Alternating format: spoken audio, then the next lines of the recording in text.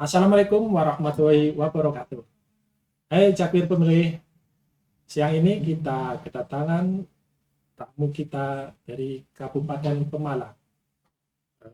Beliau adalah anggota divisi Sosdikli Parmas dan SDM.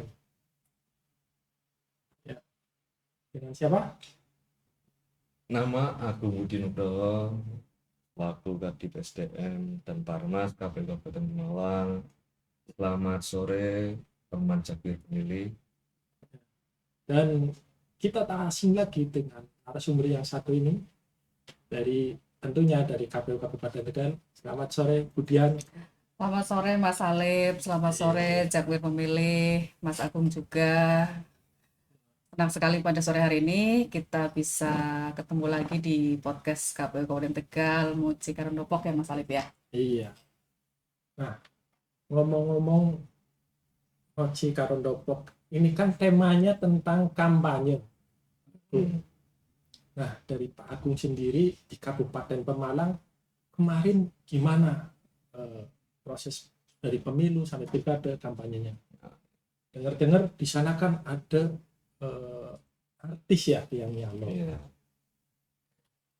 Baik, terima kasih Yos. Memang terkait topik ini kampanye ya. Kampanye ini tentunya di kabupaten kita untuk pemilu sih tidak terlalu pusing ya, karena masa kampanye pemilu dan pilkada itu kan memang sangat berbeda. Kalau di pemilu itu kurang lebih kan hampir 2 bulan kan, kalau di pilkada itu 60 hari. Tadi apa yang disampaikan oleh Mas Alif, memang waktu di kontestasi pilkada kita itu ada satu paslon yang sangat fenomenal yang bernama Sang Gladiator Cinta. Gladiator cinta. Gladiator Cinta itu si Vicky Prasetyo. Oh, iya. Dia diusung oleh Partai Kebangkitan Bangsa, jadi seperti itu misalnya. Dan tentunya secara keseluruhan tahapan kampanye ini memang sangat menarik ya. Mungkin bisa diulik oleh host. Artinya di Pemalang sendiri alhamdulillah berjalan dengan aman, lancar dan kondusif. Meskipun di sana ada kategorinya artis ya, Iya, jadi masih aman. masih aman, dan itu ada hal yang menarik ini Mas Salim. Tentunya kampanye sendiri kan merupakan salah satu kegiatan yang diusung oleh peserta pemilu. Itu kalau pemilu, kalau pilkada itu oleh salah satu paslon yang diusung dari beberapa partai yang bertujuan untuk meyakinkan pemilih terkait dengan apa yang ditawarkan kepada pemilih, baik berupa visi, misi, tentunya program, dan tentunya kan sesuai dengan dokumen perencanaan RPJMD. Yang menarik ketika waktu pelaksanaan kampanye rapat umum itu mungkin sama dengan Mbak Dian mungkin ya. Iya. Artinya kita dalam menentukan tanggal, waktu, dan tempat itu banyak dinamika. Dan saya ketika dengan paslon Vicky ini, Mas Salim, itu sampai LO-nya itu pasrah. Karena memang gini, jadi mungkin teman Cagwir bisa untuk menambah hasanah dalam dunia demokrasi. Jadi namanya peserta, khususnya kita bahas di pilkada ini penghubung paslon dengan KPU ada yang namanya LO. LO ini ya bertugas untuk menjembatani antara komunikasi dengan paslon dengan kita atau kami. Nah di sini ini karena Vicky ini notabene adalah artis ibu kota, dia mempunyai manajemen artis. Kita itu memfasilitasi selain apa titik lokasi segala macam, kita kan sudah sosialisasi, ayo segera. Bahkan di provinsi kan sempat deadlock, mau diundi juga Kemudian nomor disuruh turun. enggak pengundian Kemudian ini jadwal. jadwal Jadwal kampanye. kampanye. Oh iya. Karena di Pemalang sendiri yang strategis dilaksanakan kampanye rapat umum itu hanya di lapangan Harjo, itu titik pusat kota. Lah, apa namanya, Vicky ini menginginkan di tempat itu, padahal di hari yang sama ada paslon lain. Ya, sampai saya sampaikan. Nah, kalau memang tidak mau ya saya tempatin di tempat yang lebih jauh kan gitu. Itu sebagian ya itu bagian dari namanya dinamika yang ada. Mungkin ya, bagaimana ini? Nah itu Tegal kita tanyakan langsung Iya. ke divisi Parmas kita. Iya. Gimana dia? Kalau Tegal mungkin ya hampir sama sih ya dengan semua kabupaten kota khususnya di Jawa Tengah kan. Jadi dengan apa batas waktu yang kemarin untuk kampanye di pilkada yang lebih pendek ya, jadi peralihan juga antara pemilu kemudian langsung kita pilkada ini kan sedikit banyak mempengaruhi kan, mempengaruhi baik itu penyelenggara maupun juga peserta. Kalau rebutan rebutan tanggal juga kemarin juga sama Sama, terjadi ya. Jadi dari dua paslon yang ada ini kan memang menginginkan apa di hari yang terakhir. Jadi hari terakhir itu ingin mereka gunakan sebagai rapat umum, kampanye rapat umum. Nah, kita sampai beberapa kali mengagendakan apa pertemuan ya, mengundang LO, mengundang apa pihak-pihak terkait juga kan, seperti dari Polri, TNI, dari Kesbang dan lain-lain kan, untuk ikut istilahnya biar dari dua paslon itu mempunyai hak yang sama ya. Jadi kita kan sebagai penyelenggara pemilu kan juga harus adil kan. Jangan sampai nanti kita oh ini kok diberikan apa keistimewaan seperti itu. Jadi kita sampai beberapa kali mengundang mereka walaupun mungkin ketika harinya sama ya, tetapi tempatnya berbeda itu juga sebuah resiko juga kan. Kita kan tidak tahu kalau misalkan nanti berhadapan dengan massa ya, kalau sudah terjadi seperti itu kita tidak bisa memperkirakan kan. Mungkin mereka bisa ketemu di apa jalan dan lain-lain ya. Dan itu juga mungkin salah satu pertimbangan dari pihak keamanan kan agar tidak melaksanakan kampanye rapat umum di hari yang sama. Hingga akhirnya kita sampai 2 atau 3 kali ya, alhamdulillah clear ya pada pertemuan itu. Jadi akhirnya dari paslon satunya tidak memilih di hari yang terakhir dan juga tempatnya berbeda.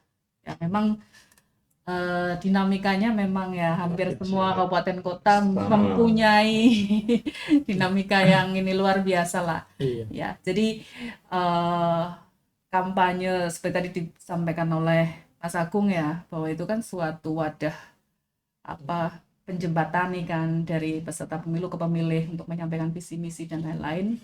Itu memang bentuknya kan macam-macam ya. Mungkin salah satunya yang banyak apa tadi yang dinamikanya luar biasa, salah satunya kampanye rapat umum, kemudian juga mungkin debat publik itu juga luar biasa. Tapi alhamdulillah semuanya bisa lancar ya. dilaksanakan berjalan lancar. Kalau misalnya pendapat Mas Agung sendiri kampanye itu sih apa sih? Kalau kampanye ini kan kita menyampaikan ide atau gagasan. Itu kalau sepengetahuan saya di Kamus Besar Bahasa Indonesia seperti itu. Kalau kampanye tentang kontestasi demokrasi, artinya kan bagaimana salah satu paslon maupun peserta pemilu itu menarik kepada pemilih untuk dipilih dirinya dengan menawarkan tadi sudah disampaikan juga kembali ide, gagasan maupun visi misi yang ditawarkan. Kadang gini apa namanya perbedaan antara kita berbicara alat peraga ya, dan namanya alat peraga kampanye adalah alat peraga sosialisasi yang biasanya marak dipasang di beberapa jalan protokol. Kalau APS ini itu tidak ada citra diri dan tidak ada nomor urut. Kalau APK sendiri kan alat peraga kampanye itu ada citra diri, nomor urut, Iya. dan tentunya itu juga ada waktu untuk memasang. Ada jadwalnya sendiri, Nah, dan tentunya memasang ini tidak serampangan, ada aturannya. ada aturannya. Jadi mungkin sama dengan KPU Kabupaten Tegal, kita juga mengeluarkan SK terkait dengan titik lokasi pemasangan APK. Dan itu pun biasa di kabupaten kota ada zona-zona yang tidak boleh dipasang alat peraga kampanye maupun bahan kampanye.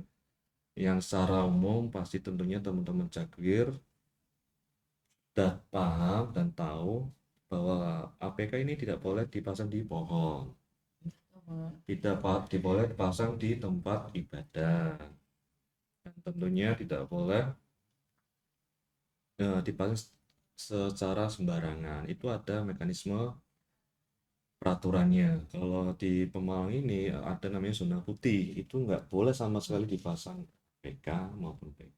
Seperti itu. Sendiri. Ada. Peraturannya yang Iya. mengatur tentang kampanye gitu ya. Kalau menurut Mbak Dian sendiri, kampanye yang paling efektif itu bagaimana agar untuk pemahaman kepada cabai pemilih juga untuk calon berikutnya. Jadi bentuk kampanye kan macam-macam ya. Tadi kita sudah ngomongin tentang rapat umum, berarti kan tatap muka ya. Terus ngomongin tentang debat. Terus tadi ada pemasangan APK, alat peraga kampanye. Itu kan salah satu bentuk-bentuk kampanye. Kemudian juga ada kampanye lagi yang selain tatap muka kan, ada pertemuan terbatas, mungkin tatap muka juga ya. Kemudian ada kampanye yang melalui media sosial, iklan di media massa. Jadi kalau menurut saya itu baik yang tatap muka maupun yang lewat media, baik itu media massa, media sosial itu sama-sama penting ya, punya pengaruh. Kalau tatap muka mungkin dari masyarakat pemilih atau Jakwir pemilih kan langsung berinteraksi kan, misalkan dengan calon pemimpinnya, dengan calon anggota dewan, mungkin mempunyai rasa kedekatan seperti itu. Tapi juga kalau kampanye lewat media sosial, lewat media massa itu kan jangkauannya lebih luas ya kan, lebih luas. Kemudian sekarang kan banyak sekali kampanye lewat media online atau media sosial itu yang dikemas dengan menarik ya. Jadi kita bisa mengetahui sasarannya nih. Oh, kalau mungkin sasarannya anak muda, mungkin kita bisa menggunakan konten-konten yang yang viral lah, yang benar-benar Gen Z banget kayak gitu. Jadi sama-sama penting lah, tatap muka juga penting, kemudian juga kita harus sudah mencoba juga yang ke digital seperti itu. Karena jangkauannya bisa lebih luas, kemudian kreativitasnya juga kita lebih mungkin memaparkan apa yang menjadi program kerja kita, visi misi kita juga bisa lebih enak seperti itu. Nah, ngomongin soal kampanye nih Pak, kan ada istilah black campaign, money politik. Nah, itu bedanya apa sih kalau menurut cara pandang dari Pak Agung sendiri? Baik, teman Jakwir pemilih, ini sebelum saya menjawab juga saya ingin menyinggung terkait dengan metode kampanye yang aktif di era sekarang. Kalau kita berbicara kampanye ini kan berarti sudah luas ya, ada pertemuan terbatas, segala macam debat, dan lain.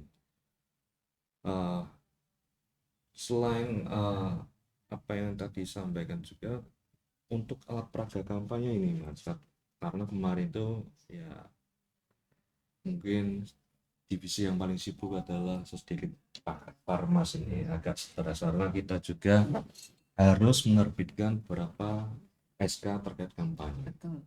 Baik lokasi, jadwal, SK debat dan sebagainya. jumlah ukuran.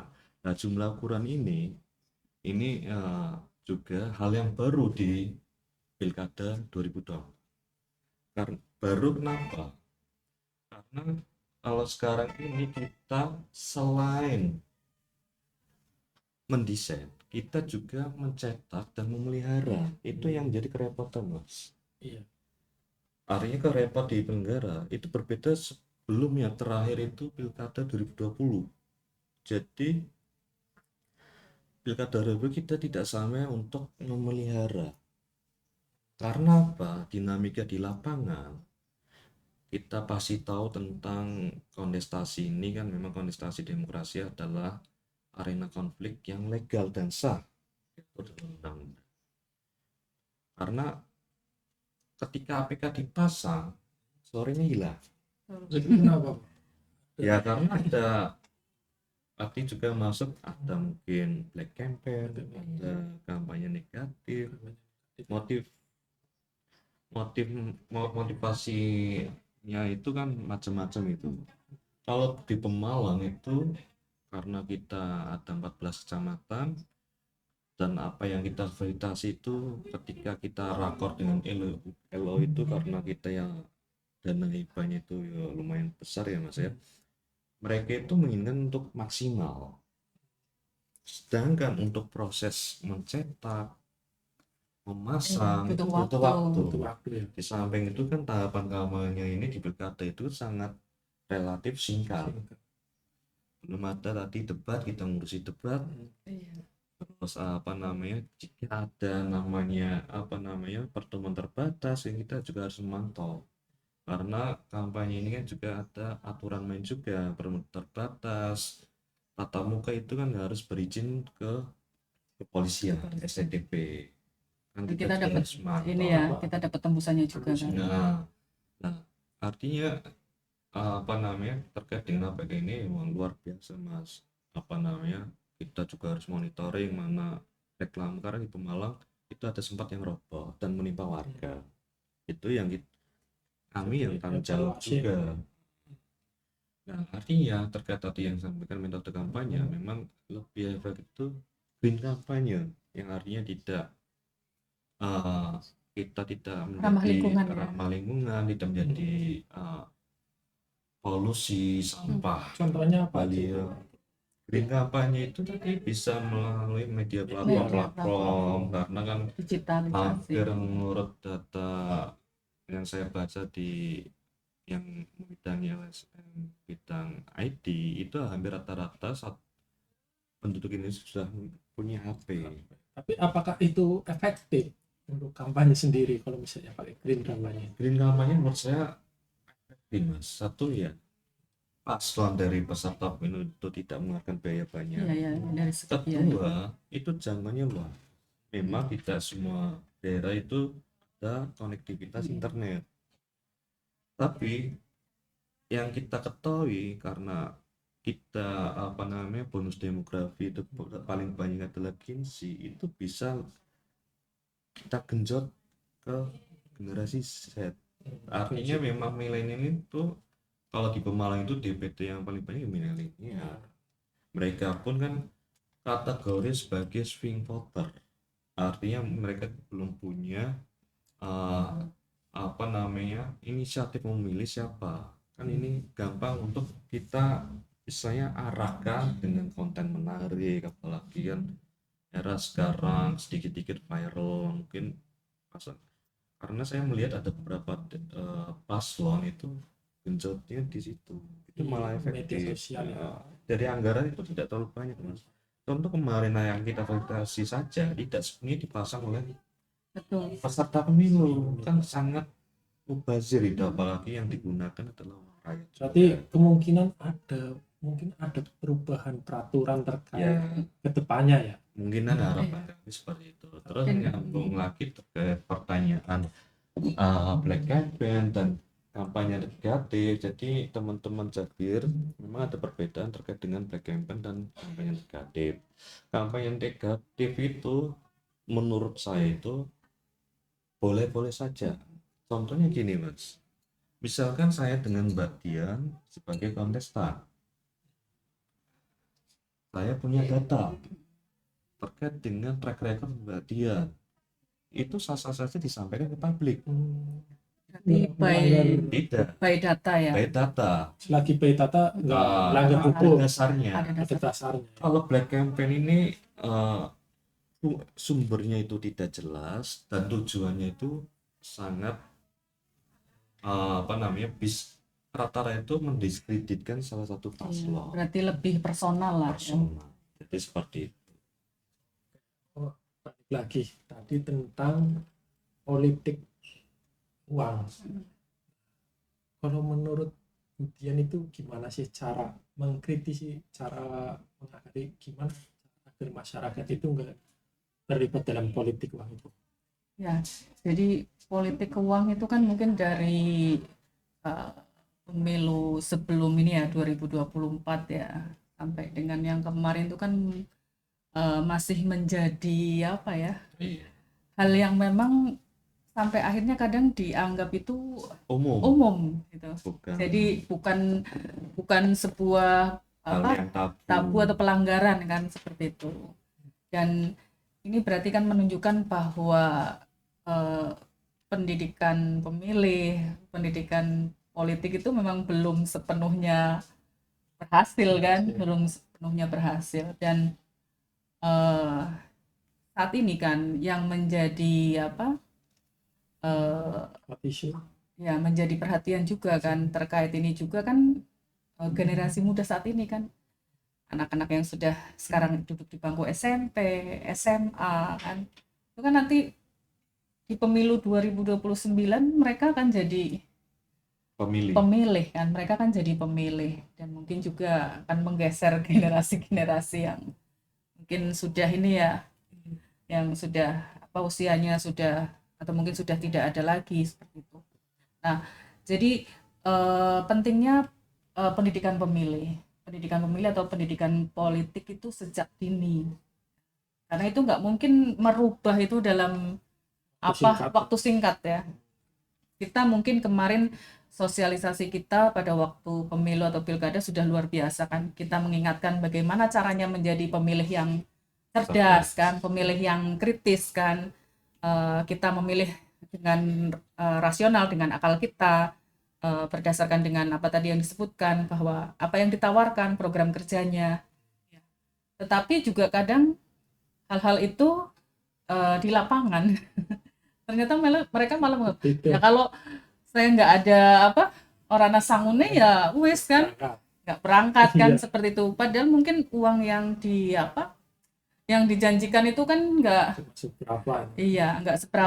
Bahkan gini juga Mas Alip, ada beberapa yang mungkin kemarin jadi penelitian bahwa tingkat partisipasi yang meningkat itu apakah ada hubungannya juga dengan besaran uang yang beredar dibagikan seperti itu, walaupun itu belum bisa dibuktikan, tetapi sudah ada muncul dugaan mungkin apakah ini juga misalnya ada yang partisipasinya besar itu apakah karena pengaruh juga politik uang dan lain-lain ya.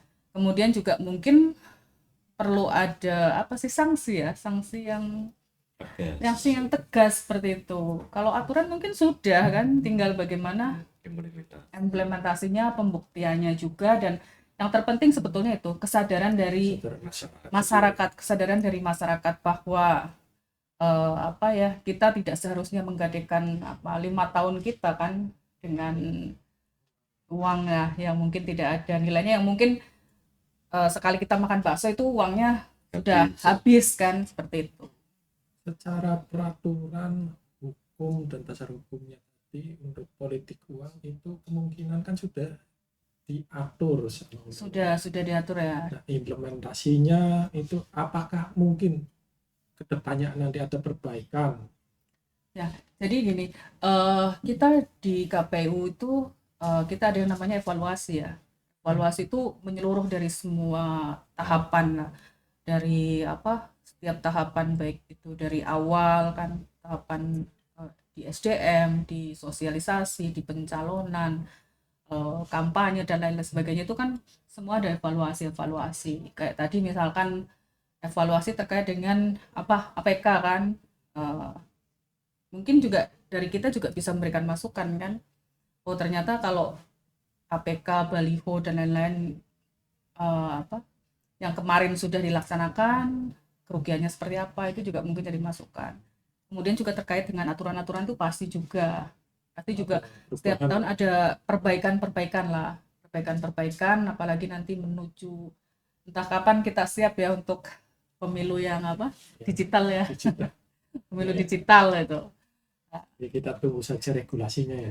Ya kapan kita siapnya juga karena itu juga butuh persiapan yang matang ya, dan mungkin entah tahun kapan itu bisa terlaksana seperti itu. Menambahkan ya terkait apa namanya money politik ini ya. Kalau kita, sama saya pribadi menganalisis, memang trennya itu eh, antara pilkada sebelumnya sama ini itu sangat apa namanya ada perubahan. Artinya gini, ketika pemilu pernah disampaikan oleh Bapak Presiden kita, Bapak Prabowo, bahwa itu kosnya banyak. Kalau pilkada, karena mungkin karena memang karena kosnya terlalu tinggi.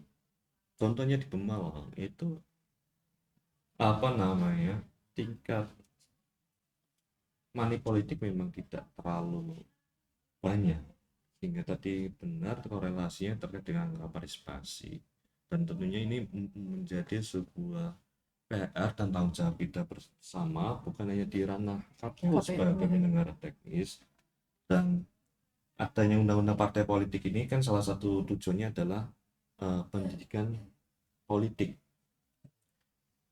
dan pernah saya sampaikan juga itu tanggung jawab kita semua, baik dengan stakeholder, Pemda dan sebagainya.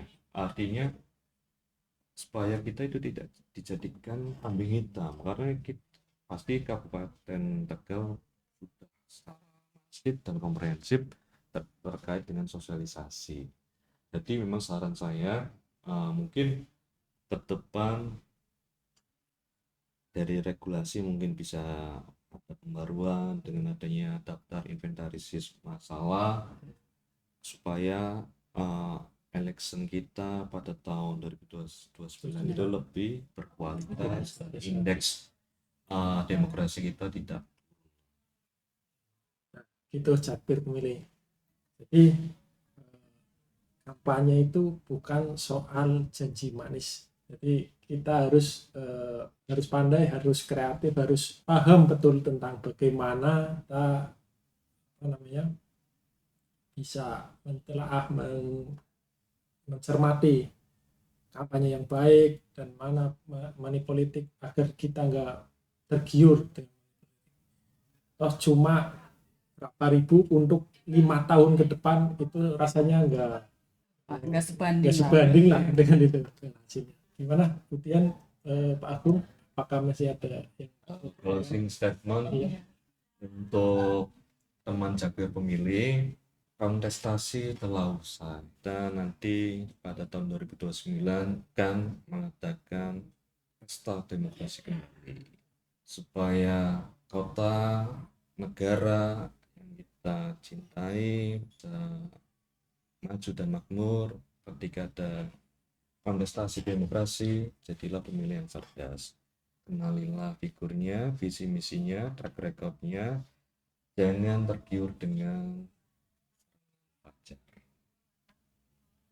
Ya, kalau dari saya ya mungkin hampir sama ya. Kalau terkait kampanye, bahwa kampanye ini kan suatu wadah komunikasi ya, wadah politik, wadah komunikasi antara peserta pemilu, antara calon pemimpin dengan masyarakat, dan untuk menyampaikan apa program-program kerja, ide-idenya, dan kita sebagai Jakpir pemilih ya, kita sebagai masyarakat pemilih, Jakpir pemilih, ini harapannya bisa menjadi pemilih yang kritis, pemilih yang cerdas, itu tadi tidak hanya termakan oleh apa janji-janji manis ya, tidak termakan janji-janji manis, tapi benar-benar memilih menggunakan akal sehat kita, menggunakan logika kita, karena suara kita itu kan berharga ya, suara kita menentukan nasib bangsa kita ke depan.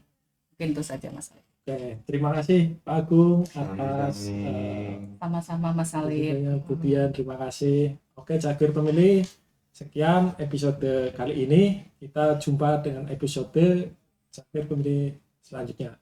Terima kasih. Wassalamualaikum warahmatullahi wabarakatuh. Waalaikumsalam warahmatullahi wabarakatuh.